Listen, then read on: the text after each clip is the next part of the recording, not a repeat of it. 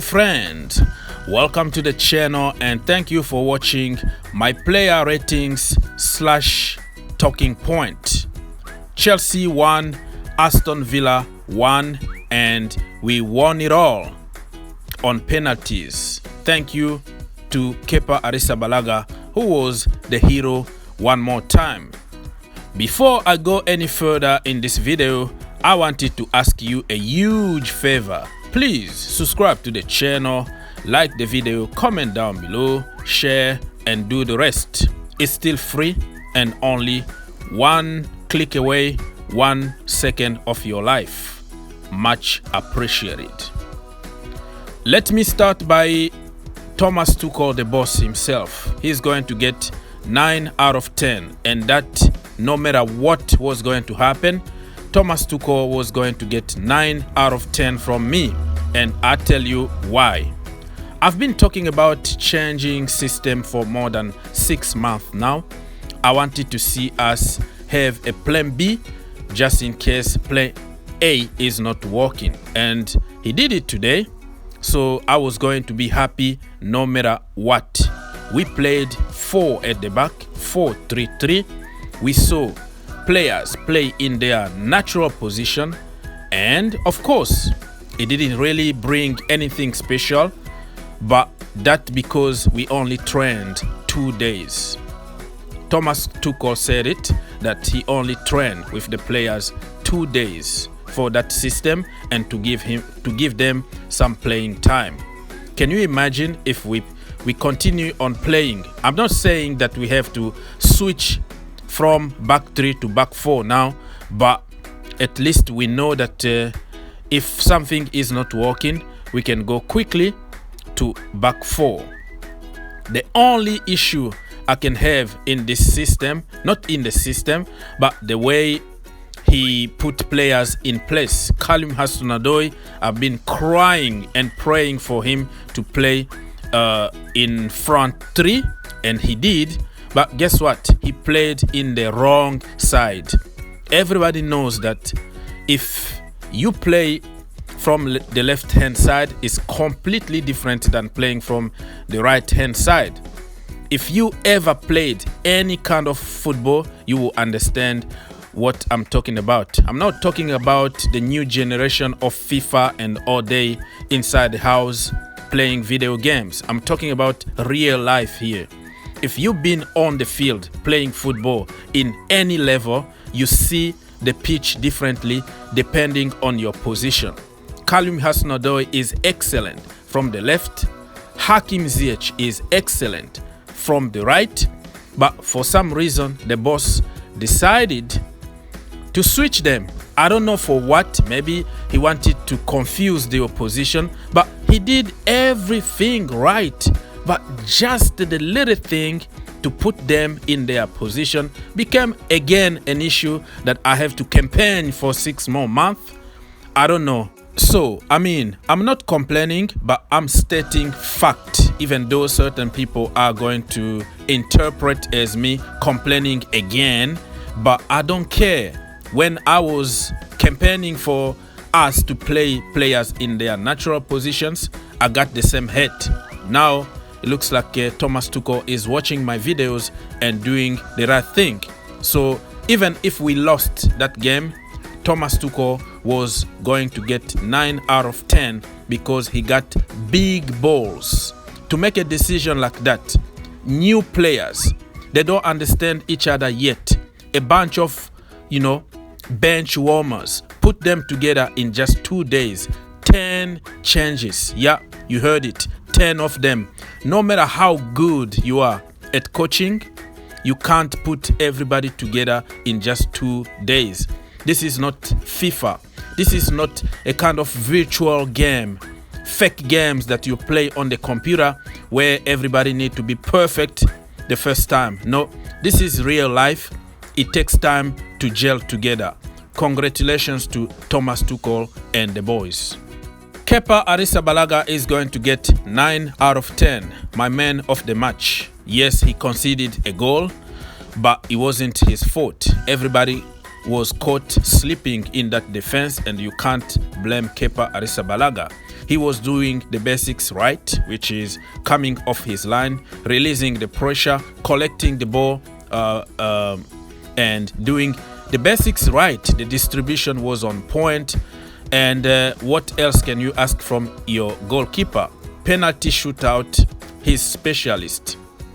You know, he saved one, another one went over the crossbar, but maybe because he scared Ashley Young. So all the credit goes to Arrizabalaga. Long may continue. Malang Sarr is going to get 7 out of 10 from me.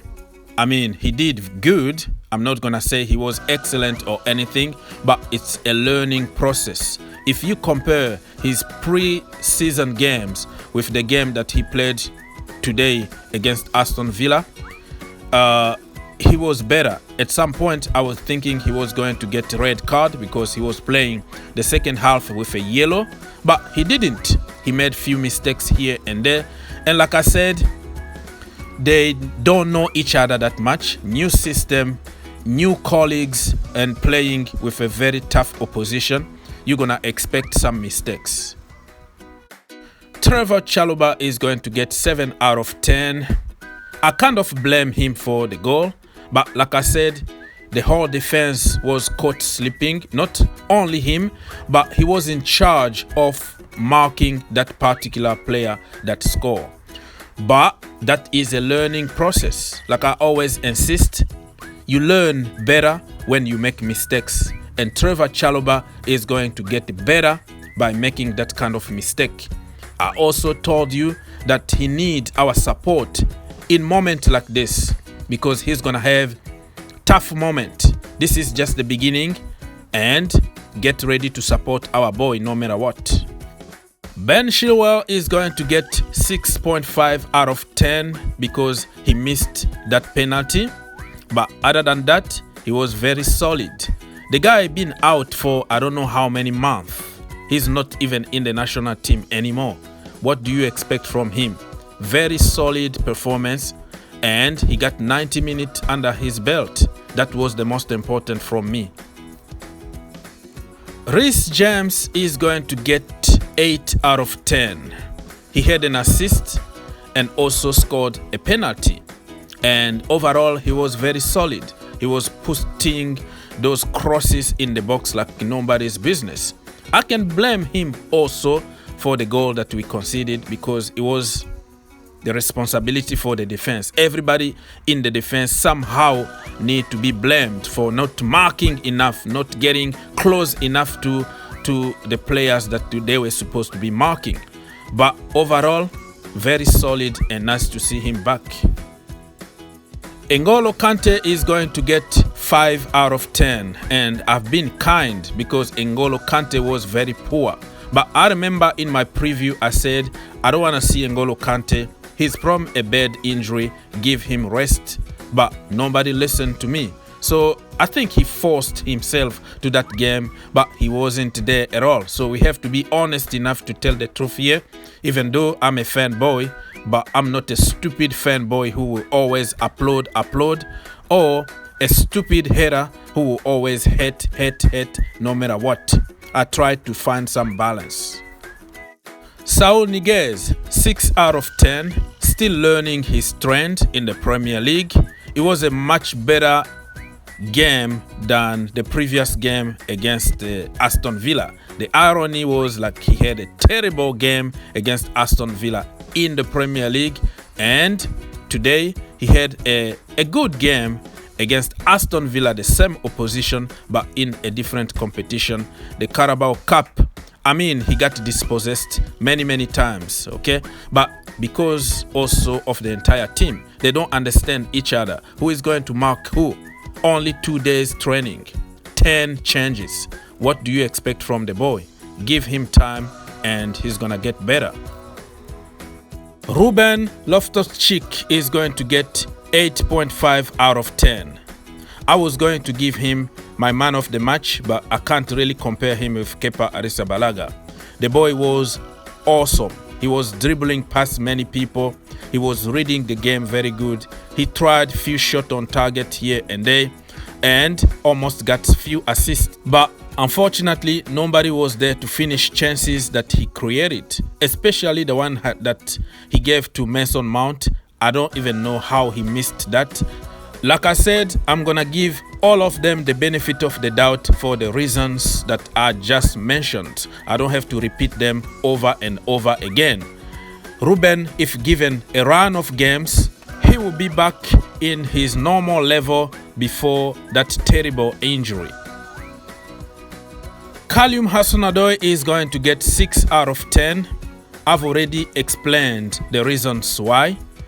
He played in front three, but he didn't play in his natural position. I don't have to repeat myself. You can believe on whatever you want to believe.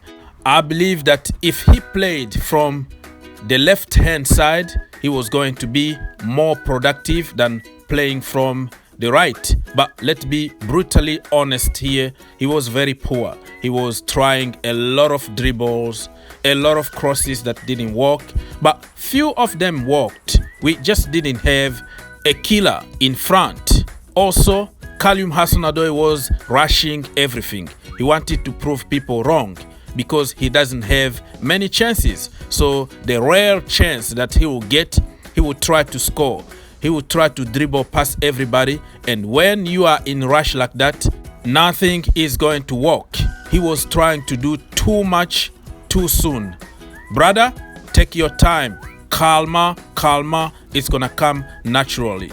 But I don't blame him because he doesn't have many chances. And I know people are going to get on him. But if you look at the reasons that I just give you here and you think outside the box, you will see exactly what I'm talking about. I know people are waiting for the I told you moment. I told you so. He's just an average, hyped by the media and all the blah blah blah BS. But listen, brother, at Chelsea or somewhere else, Craigo Hudson-Odoi is going to make it. He's going right to the top, you like it or not. Hakim Ziyech is going to get 6.5 out of 10 from me. Yeah, he wasn't that good. At some point, I didn't really know his position. He was playing as a false 9. He was playing as a number 10. He was playing... I don't really know. It was confusing. But like I said, new system, new colleagues, and I can't really get too much on him. But I was a little bit disappointed because he got dispossessed a lot. And I always know that he always tries some magic. He had some weak shot on target here and there. He tried to put some balls in the box. Just wasn't working for him. It wasn't his day. But like I said, I'm gonna give them the benefit of the doubt for the reasons that I just explained. Timo Werner is going to get 7 out of 10. And that because he scored that goal, the header, which is very rare in his career. So you have to give it to him. You have to be there to score that goal. But other than that, people, can you really remind me what he did overall? He was kind of awful at time. But like I said, I'm going to give everybody the benefit of the doubt. But I was so disappointed. The only issue he got here, he doesn't look at people around him. When he passed the ball, it's always a blind pass, just hoping that somebody will be there.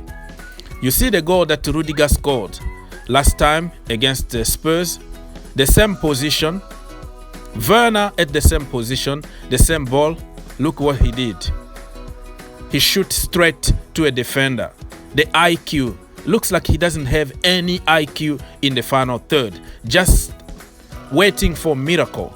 But like I said, I'm not gonna get on him, man. I'm gonna give him until the end of the season.